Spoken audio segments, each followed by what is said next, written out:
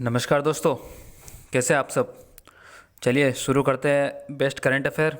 जैसा कि आप जानते हैं डेली मैं करंट अफेयर का वीडियो लाता हूं, तो इस चैनल को सब्सक्राइब कीजिए और हमें थोड़ा सा मोटिवेट कीजिए। ठीक है, तो चलते हैं फिर आज के क्वेश्चन पे। पहला क्वेश्चन है, अंत्योदय दिवस कब मनाया गया।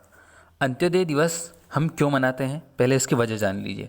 अंत्योदय दिवस हम मनाते हैं 25 दिसंबर को, सॉरी 25 सितंबर को, 25 सितंबर को, इसलिए क्योंकि इस दिन दीनदयाल उपाध्याय की वर्षगांठ होती है, की जयंती होती है। इसलिए हम 25 सितंबर को दीनदयाल उपाध्याय की याद में अंत्योदय दिवस मनाते हैं। ठीक है, तो ये 25 सितंबर को मनाया गया। अंत्योदय का अर्थ होता क्या है। अंत्योदय का अर्थ होता है कि समाज के जो कमज़ोर वर्ग के लोग हैं उनको ऊपर उठाना। ठीक है, समाज के कमज़ोर लोगों को ऊपर उठाना, यह अंत्योदय का मीनिंग होता है। अंत्योदय योजना से आप कंफ्यूज हो रहे होंगे। एक जो भारत सरकार की योजना भी है, दीनदयाल उपाध्याय अंत्योदय योजना। ठीक है, ये भारत सरकार की प्रधानमंत्री की एक योजना भी भारत सरकार में है। तो ये था अंत्योदय दिवस 25 सितंबर को। एक एक्स्ट्रा इन्फॉर्मेशन और दे देता हूँ मैं आपको। पिछले साल जो यूपी के मुगल सराय रेलवे स्टेशन था, उसका नाम बदलकर दीनदयाल उपाध्याय कर दिया गया था। दीनदयाल उपाध्याय। ठीक है, तो ये भी याद रखिएगा इनसे रिलेटेड। चलते अगले क्वेश्चन पे। IFFI 2020 का आयोजन कहाँ होने वाला है। IFFI क्या है? International film festival of India.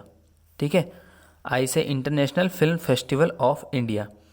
इसका जो 50वां संस्करण था, पिछली बार जो 50वां आयोजन था वो हुआ था गोवा में, और इसका जो 51 था वो भी इस साल नवंबर में गोवा में होने वाला था, लेकिन अब ये कैंसिल कर दिया है और अब ये आगे बढ़ाकर 2021 में जनवरी के मंथ में कर दिया गया है।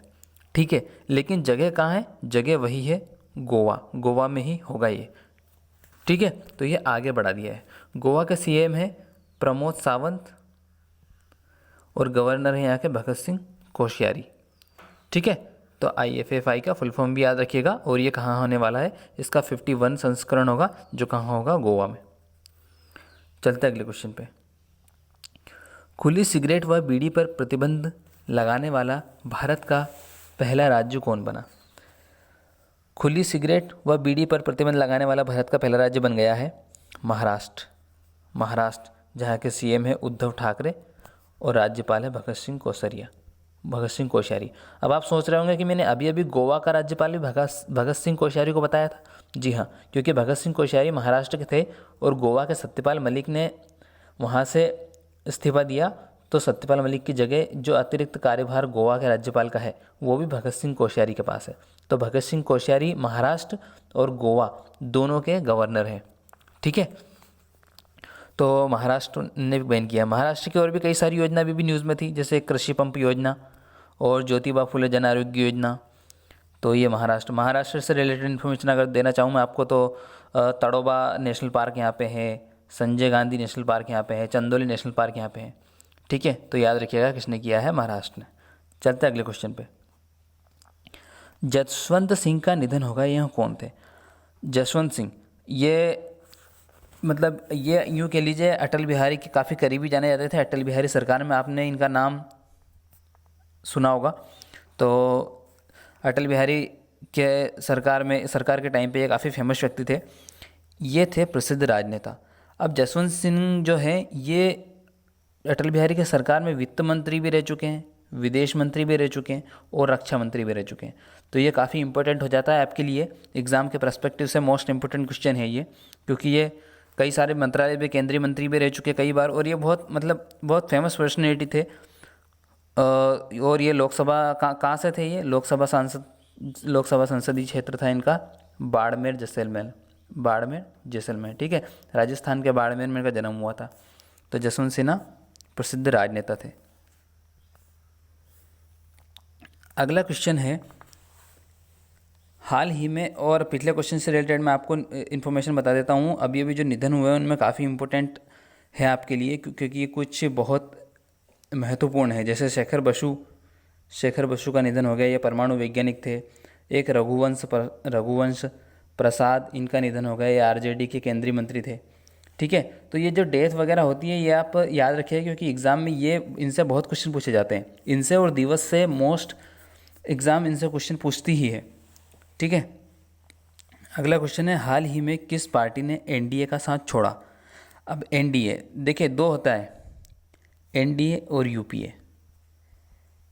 एनडीए का फुल फॉर्म होता है नेशनल डेमोक्रेटिक अलायंस।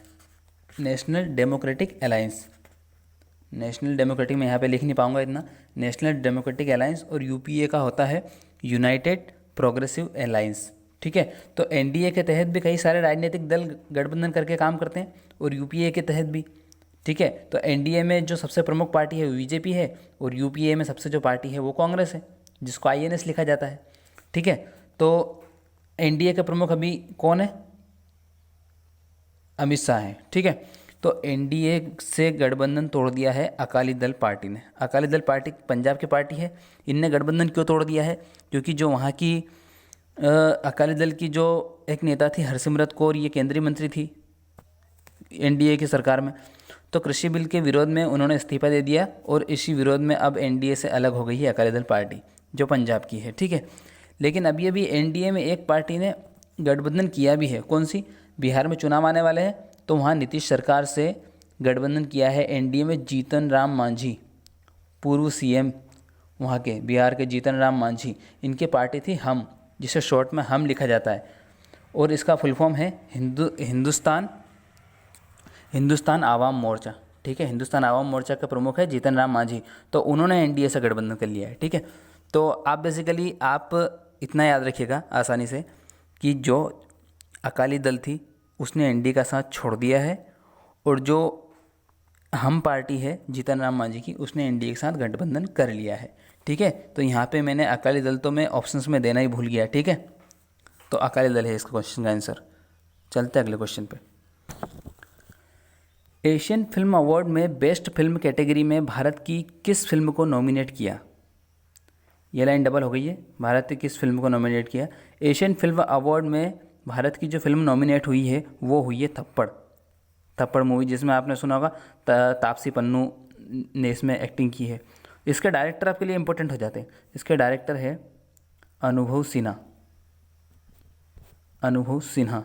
ठीक है, और ये नॉमिनेट हुई है बेस्ट कैटेगरी फिल्म में, तो ये पैरासाइट के साथ नॉमिनेट हुई है। पैरासाइट का आपने नाम सुना होगा, जिसको ऑस्कर मिला था, साउथ कोरियन मूवी, तो इसके साथ ये नॉमिनेट हुई है। ठीक है, चलते अगले क्वेश्चन पे। अगला क्वेश्चन और आज का last question, snow leopard Rita Sherpa का निधन हो गया, या कौन थे?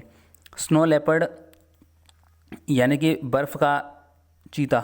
ठीक है, तो स्नो लेपर्ड रीता शेरपा ये नेपाल के थे, ये पर्वतारोही थे। ये बिना ऑक्सीजन सिलेंडर के 10 बार माउंट एवरेस्ट फतह कर चुके हैं। ठीक है, बिना ऑक्सीजन सिलेंडर के।